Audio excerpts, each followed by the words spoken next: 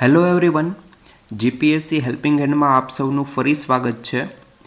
આપણી જે PYQ answer રાઇટિંગની series છે તેમનો આ સેકન્ડ એપિસોડ છે અને ફર્સ્ટ એપિસોડ ખાસ કરીને જોયું ન હોય તો જોઈ લેજો, કારણ કે આની અંદર આપણે જે જીપીએસસીના મેઇન્સ એક્ઝામના જે પીવાયક્યુ છે અને તાજેતરની જે 240 નંબરની મેઇન્સ લેવાની છે તેમના શરૂઆતથી જ આપણે પીવાયક્યુ લઈએ છીએ.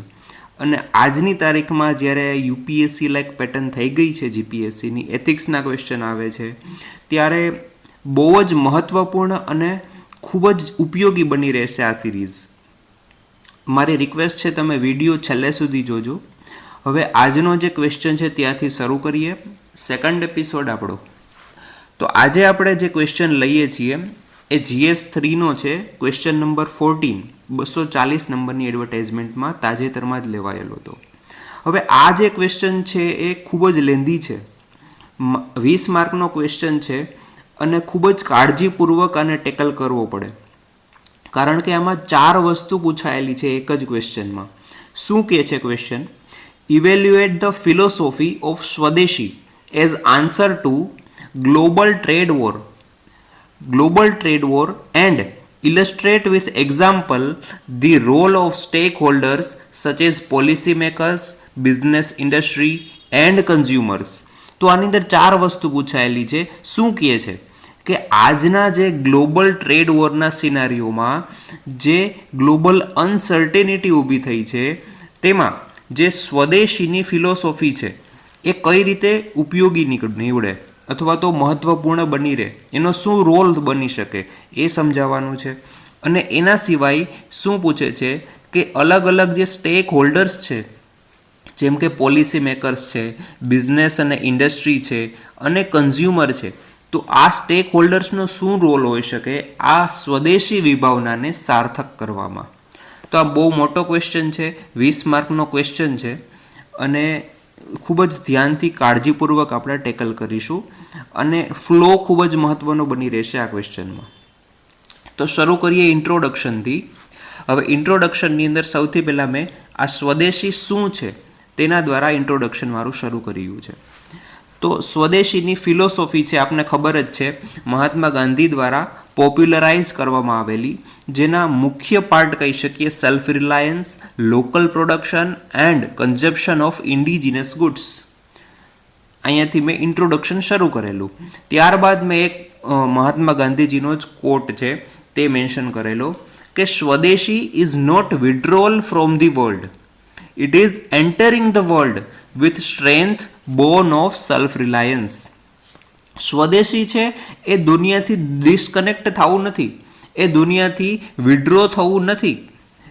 બરાબર, સ્વદેશીની વિભાવના એ છે કે દુનિયાની અંદર એન્ટર થવું વિથ સ્ટ્રેન્થ. કેવી સ્ટ્રેન્થ? જે સેલ્ફ રિલાયન્સની જે સ્ટ્રેન્થ હોય એના દ્વારા, અને એ જ આપણું સ્વદેશી છે.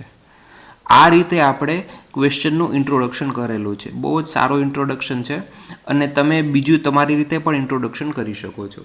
હવે આપણે શરૂ કરીએ ક્વેશ્ચનને આન્સર. 4 ભાગ હતા મેં કીધું એમ. તો પહેલા ભાગમાં હતું કે ગ્લોબલ ટ્રેડ વોરના જે ચેલેન્જીસ છે એ ચેલેન્જીસને હેન્ડલ કરવામાં સ્વદેશી કઈ રીતે મદદરૂપ થાય. તો આપણે સૌથી પહેલાં જોઈએ કે ટ્રેડ વોરના જે ચેલેન્જીસ છે એ કયા છે. What are the challenges of global trade war?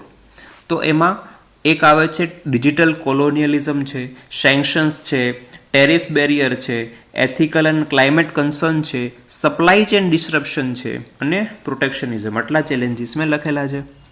તો 1 બાય 1 દરેક જોશું અને તે કઈ રીતે સ્વદેશીથી આપણે રિસ્પોન્ડ કરી શકીએ તેનો એ પણ જોશું. ડિજિટલ કોલોનિયલિઝમ શું છે? તો આ ટર્મ છે એ સૌથી પહેલાં યુવાલ નોઆ હરારી, જે સેપિયન્સ આપણી બુક છે એના જે ઓથર છે એને તમે કદાચ જાણતા હોય, તેના દ્વારા આ ટર્મ કોઇન કરવામાં આવેલું.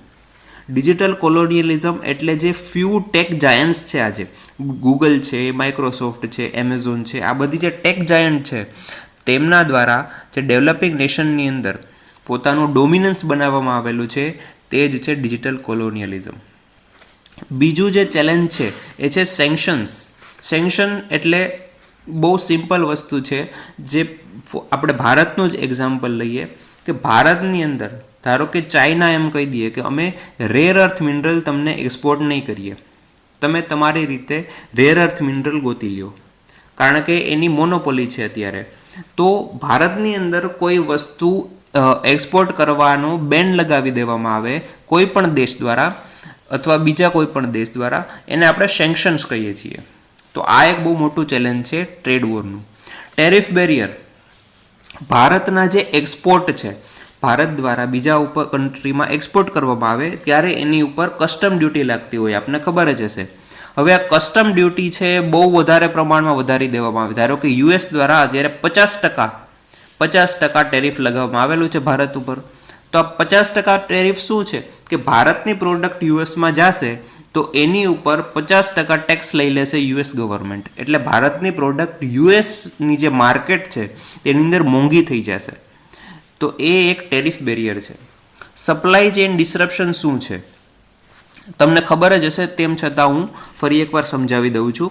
સપ્લાય ચેઇન શું છે કે કોઈ પણ પ્રોડક્ટ બનતી હોય તો એનું મેન્યુફેક્ચરિંગ છે એ એક જ દેશમાં ન બનતું હોય. ધારો કે એક મોબાઈલ ફોન બને છે તો એ કોઈ એનો એક પાર્ટ છે એ બીજા દેશમાં બનશે, બીજો પાર્ટ છે એ ત્રીજા દેશમાં બને, અને એનું એસેમ્બલી છે એ પાછા ચોથા દેશમાં થતું હોય. આ રીતે એક સપ્લાય ચેઇન ક્રિએટ થતી હોય. હવે ગ્લોબલ ટ્રેડ વોરની અંદર આવી જે સ્થિતિ રચાતી હોય એમાં સપ્લાય ચેઇનમાં ડિસરપ્શન આવી શકે. તો એ એક બહુ મોટું ચેલેન્જ છે. ત્યારબાદ એથિકલ અને ક્લાઇમેટ કન્સર્ન છે, પ્રોટેક્શનિઝમ છે, આપને ખબર જ હશે. આ બધા ગ્લોબલ ટ્રેડ વોર ચેલેન્જીસ છે. હવે સ્વદેશીની વિભાવના આ ચેલેન્જીસને કઈ રીતે ટેકલ કરશે, એનો રિસ્પોન્ડ કઈ રીતે કરશે? તો સૌથી પહેલાં ટેરિફ બેરિયર. ટેરિફ બેરિયર આપણે આવે તો સ્વદેશી છે એ શું કરે તો કે ડોમેસ્ટિક પ્રોડક્શન અને કન્ઝપ્શન એને પ્રમોટ કરશે.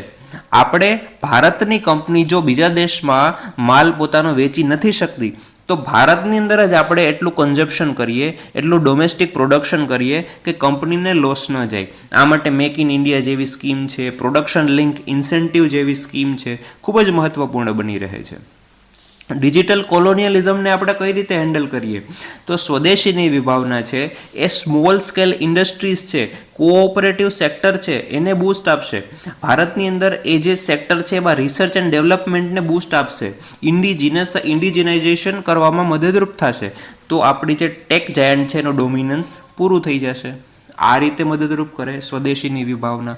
સેન્કશન, એને આપણે સેન્કશન પ્રૂફ આપણા દેશને કઈ રીતે સ્વદેશીની વિભાવના બનાવશે તો આપણી જે ઇમ્પોર્ટ ડિપેન્ડન્સી છે તેમાં ઘટાડો કરશે, કારણ કે ભારતની અંદર જ વસ્તુ પ્રોડ્યુસ થશે અને ભારતમાં જ એનું કન્ઝમ્પશન થશે.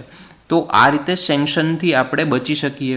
જેનું એક બહુ મોટું અને સારું એક્ઝામ્પલ છે ડિજિટલ ઇકોસિસ્ટમની અંદર આપણે મેક ઇન ઇન્ડિયા વિભાવના અપનાવીએ. જેમ કે અત્યારે ઝોહો, આપને ખબર જ હશે, ગવર્મેન્ટના ઘણા વિભાગો છે એ ઝોહોની ટેક પ્રોડક્ટ યુઝ કરવા માંડ્યા છે રાધર દેન માઇક્રોસોફ્ટ.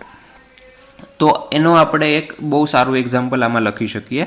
ત્યારબાદ સપ્લાય ચેઇન ડિસરપ્શનમાં કઈ રીતે સ્વદેશીની વિભાવના આપને મદદ કરે તો ભારતની અંદર લોકલાઇઝ સપ્લાય ચેઇન આપણે ક્રિએટ કરીએ, ડાયવર્સિફિકેશન ક્રિએટ કરીએ. જેમ કે PM Gatishakti national master plan છે તો તેની અંદર ઇન્ફ્રાસ્ટ્રક્ચરને બૂસ્ટ મળે, ભારતની અંદર જ પ્રોડક્ટની એસેમ્બલી થાય અને એના વિવિધ ભાગોનું પ્રોડક્શન પણ થાય. એ રીતે આપણે સપ્લાય ચેઇન ડિસરપ્શનને જે ચેલેન્જીસ છે એને આપણે સ્વદેશીની વિભાવનાથી આપણે કાઉન્ટર કરી શકીએ. અગેઇન પ્રોટેક્શનિઝમ, આપણે ભારતની અંદર જ લોકલ એમ્પ્લોયમેન્ટ ક્રિએટ કરીએ સ્વદેશી વિભાવનાથી, એમએસએમઈ સેક્ટરને બૂસ્ટ આપીએ, ઇન્ડિજિનસ પ્રોડક્શન યુનિટ આપણે ક્રિએટ કરીએ. એથિકલ અને ક્લાઇમેટ કન્સર્ન પણ આપને ખબર જ છે, સસ્ટેનેબલ અને કોમ્યુનિટી બેઝડ પ્રોડક્શન આપણું થશે સ્વદેશીની વિભાવના જો સાર્થક કરવામાં આવે. તો આ રીતે આપણો આન્સરનો જે પહેલો ભાગ છે ને એ પૂરો થઈ ગયો. હવે આપણે જોઈએ બીજા 3 ભાગ, જેમાં શું છે સૌથી પહેલા પોલિસી મેકરનો રોલ શું છે. પોલિસી મેકરનો રોલ આપણે સૌથી પહેલા એવી સ્ટ્રેટેજિક સ્કીમ્સ આપણે લાવીએ કે જે સ્વદેશી આઈડિયલને પ્રમોટ કરે, જેમ કે આત્મનિર્ભર ભારત અભિયાન જે લાવવામાં આવેલું. ત્યારબાદ ભારતની અંદર સ્ટાર્ટઅપ ઇકોસિસ્ટમને આપણે પ્રમોટ કરીએ, ઇઝ ઓફ ડુઈંગ બિઝનેસ માટે જે સ્ટેપ લેવામાં આવે તેમનો પણ સમાવેશ થાય છે. આ ઉપરાંત જે લેબર લોઝ છે એને આપણે રિલેક્સ કરીએ ભારતની અંદર. આપણને ખબર જ હશે 44 જેટલા અલગ અલગ લેબર લોઝ હતા તેને કોડિફાઈ કરવામાં આવ્યા અને 4 લેબર કોડ લાવવામાં આવેલા. તો આ દિશામાં જ એક પગલું છે. આ ઉપરાંત જે બીજા સ્ટેપ્સ છે જેમ કે ડિફેન્સની અંદર ઇન્ડિજિનાઇઝેશન કરવામાં આવે, જેમાં આપણી નવી ડિફેન્સ પોલિસીનો સમાવેશ થાય છે. વન ડિસ્ટ્રિક્ટ વન પ્રોડક્ટ જેવી સ્કીમ, જેનાથી આપણી જે લોકલ પ્રોડક્ટ છે તેમને બૂસ્ટ મળે. ઓએનડીસી ખૂબ જ ઇમ્પોર્ટન્ટ. ઓએનડીસી એ જેમ કે open network four digital commerce, આપને ખબર જ હશે આ વિશે, એમનો પણ સમાવેશ થાય છે, જે પોલિસી મેકરના રોલ આ રીતે આપણે ડિફાઇન કરી શકીએ. ત્યારબાદ બિઝનેસ અને ઇન્ડસ્ટ્રીનો રોલ શું છે?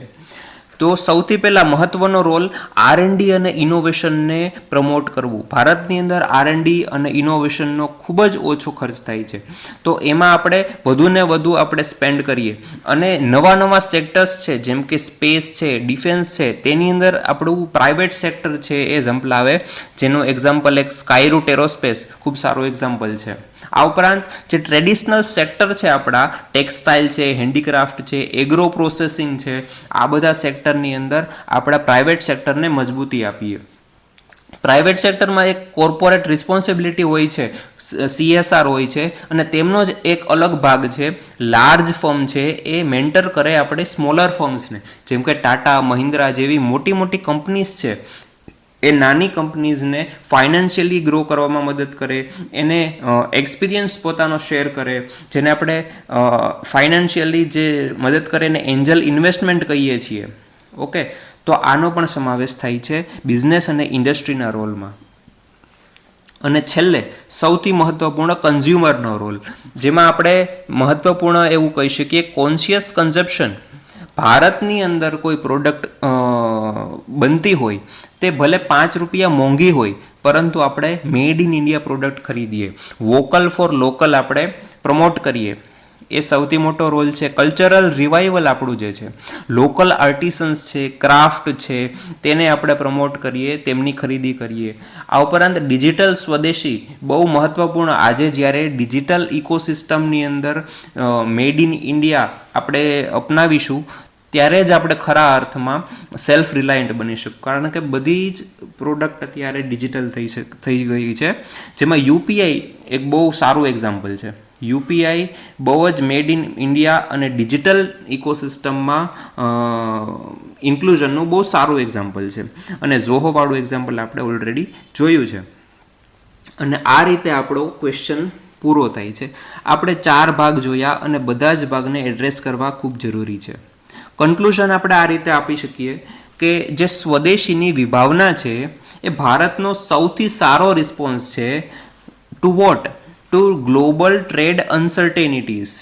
અને એ જે સ્વદેશી વિભાવના છે એ જ આપણી જે ડોમેસ્ટિક સ્ટ્રેન્થ છે એને ગ્લોબલ ઓપોર્ચ્યુનિટીની અંદર કન્વર્ટ કરે છે. આ રીતે આપણો આન્સર પૂરો થાય છે. ખૂબ જ સારો ક્વેશ્ચન હતો અને બારીકાઈથી હેન્ડલ કરવો પડે એવો ક્વેશ્ચન હતો. તો તમે આ ક્વેશ્ચનનો આન્સર લખજો, અને ભલે એકવાર તમે વિડીયો જોયો હોય તેમ છતાં પણ તમે લખવાની ટ્રાય કરજો, કારણ કે જ્યારે આપણે ક્વેશ્ચનનો આન્સર લખીએ ત્યારે આપણી નબળાઈઓ આપને ખબર પડે છે. ઓકે, તો અહીંયા આપણો એપિસોડ 2 પૂરો થાય છે. ફરી મળીશું નવા ક્વેશ્ચન સાથે, અને નવી રીતે આપણે કઈ રીતે હેન્ડલ કરી શકીએ, કંઈક નવું શીખીશું. ઓકે, ત્યાં સુધી thank you very much. By.